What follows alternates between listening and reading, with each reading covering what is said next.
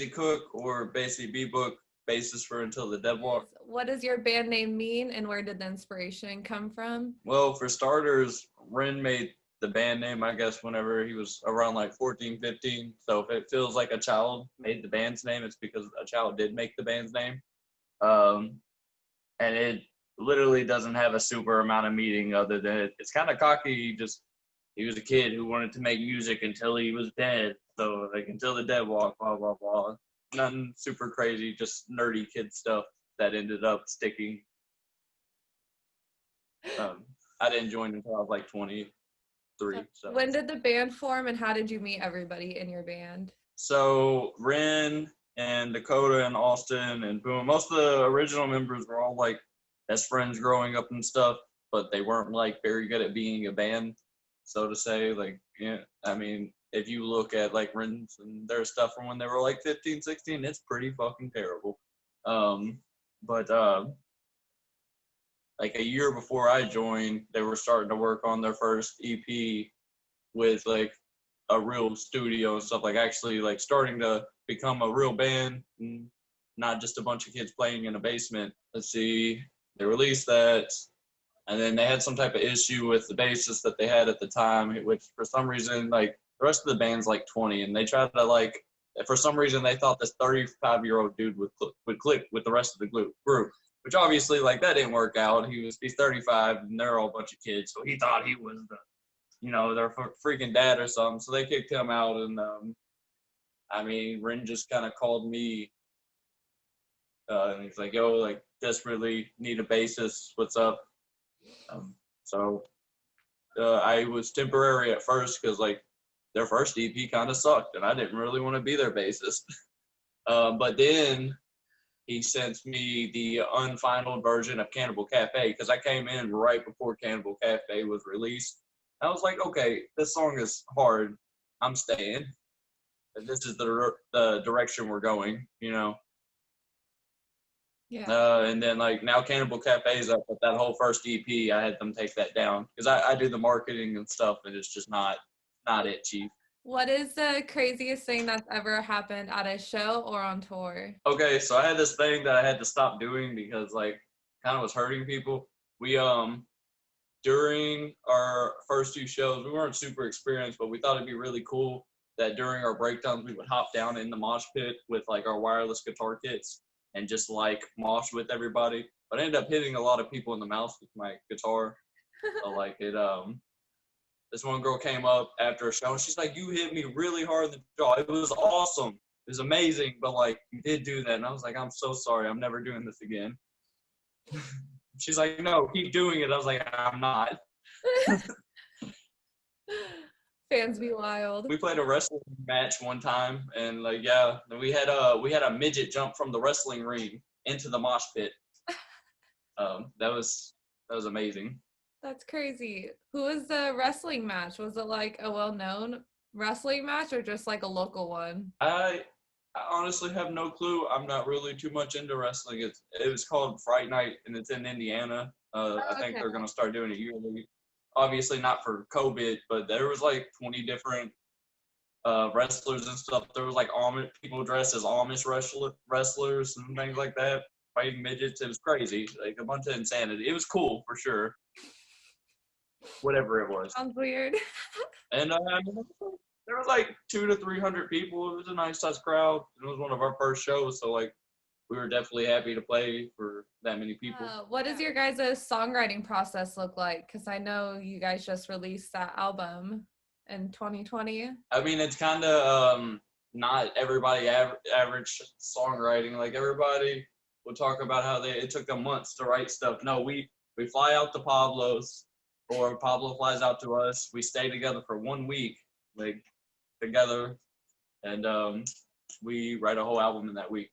And then, that's crazy. Yeah, kind of. Like I've never seen any. I don't know any other band who does it that way, but like I don't know. Yeah. This is the way it works. Like I said, we sit there and we write the songs right there on the spot. So like we write them and then we learn them. Yeah. Kinda. I feel like that's the easiest way. Yeah, it makes it quick instead of like everybody getting to sit there and think over and over like what should be where, and you have 5 different people beating heads for months on a song. This is just like we all wrote this together in one day, and it sounds hot. Yeah. Or who would you compare your band to?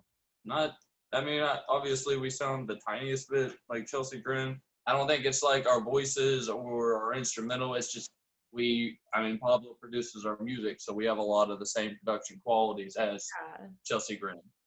But other than that, not really too many people, and I take that as a good thing because you don't want to sound like other people. Sounding like other people will get you in the scene, but sounding different is what will make you actually popular, which we're still working on that, but it's every day we're growing. Yeah. And this new stuff is very different. Yeah, you guys, from when I first found you, you guys have gained like a massive amount of followers since that time. I do the marketing.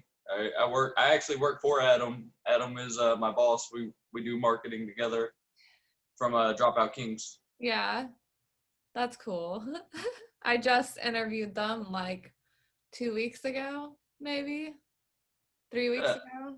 Yeah, they were the first band to actually let me interview them, so that was nerve-wracking. Adam and them are pretty great guys. We played with them in 2019 at the Derby Trap Fest, which is a festival in Louisville that they headlined, but it was not a good place and it was not a fun time, but they had a great time.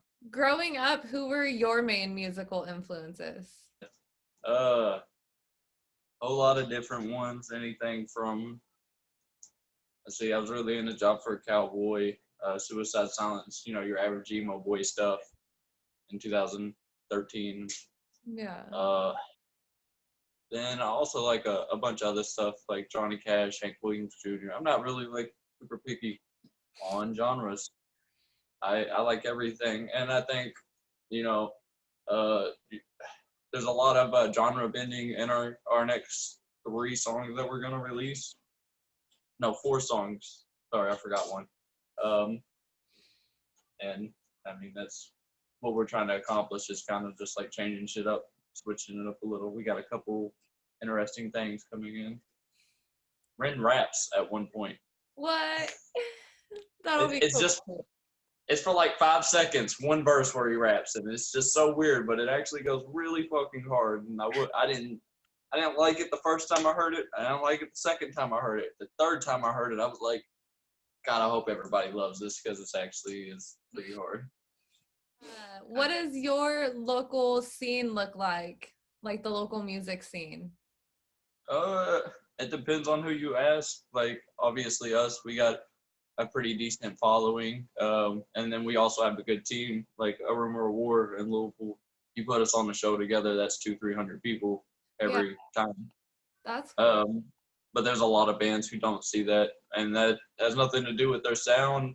It mainly has to do with people just not knowing how to market. Everybody thinks that they're just going to get in a band and one day, snap of the fingers, somebody's going to discover them and make them blow up. It's not how that works. It's going to take a whole lot of you working your ass off constantly just to get anywhere.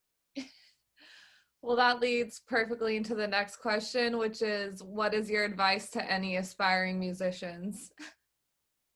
Learn how to market. The social media is key. Shows are not that important.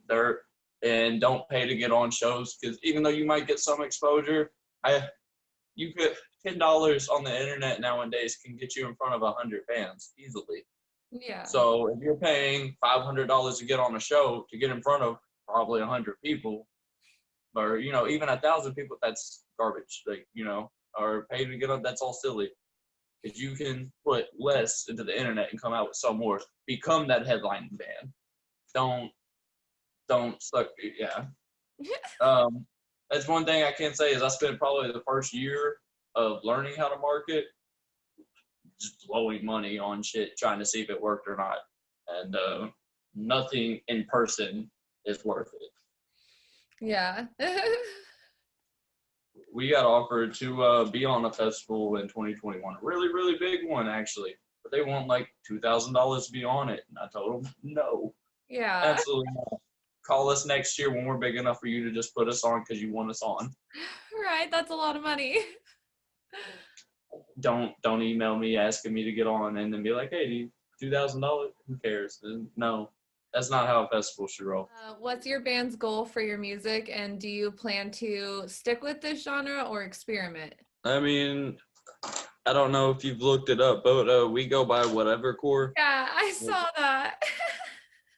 And we put that, so like if we ever do change stuff, you can't really say anything because we never really claimed a genre to begin with.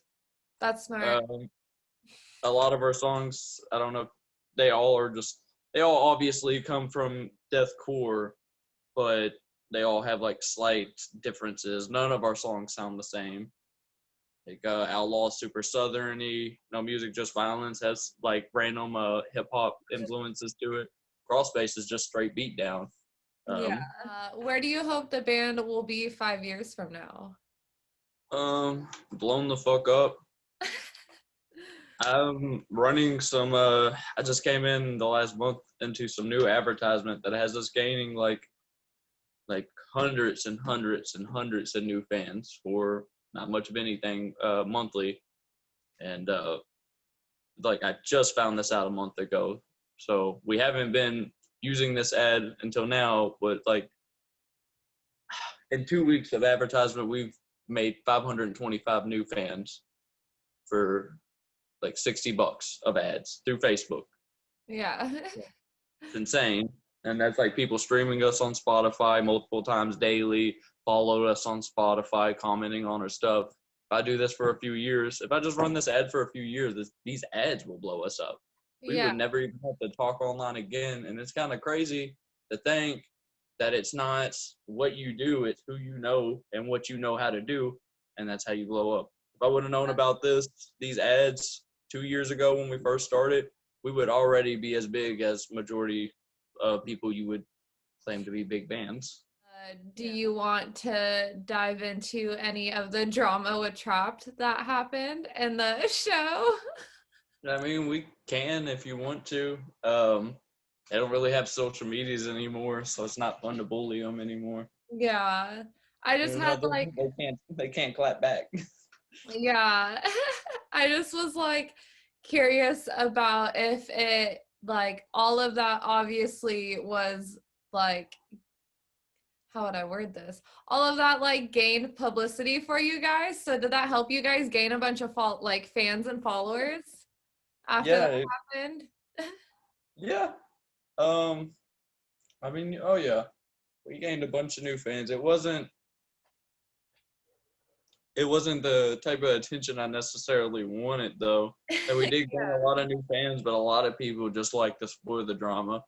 And like, there's some people, unless we are talking about drama, they won't react on our stuff. And it's just like, see, fuck you, guy. You know? Yeah, those are But like, I mean, it took us a while.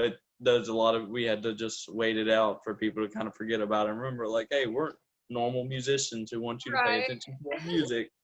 Like, the beef was cool, but like, get over it.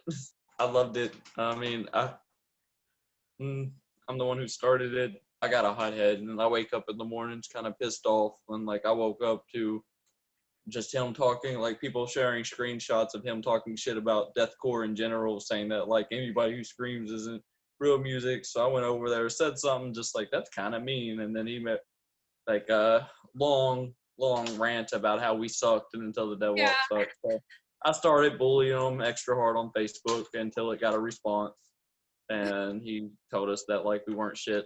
So like I called his promoter to his next headlining show and got put on it.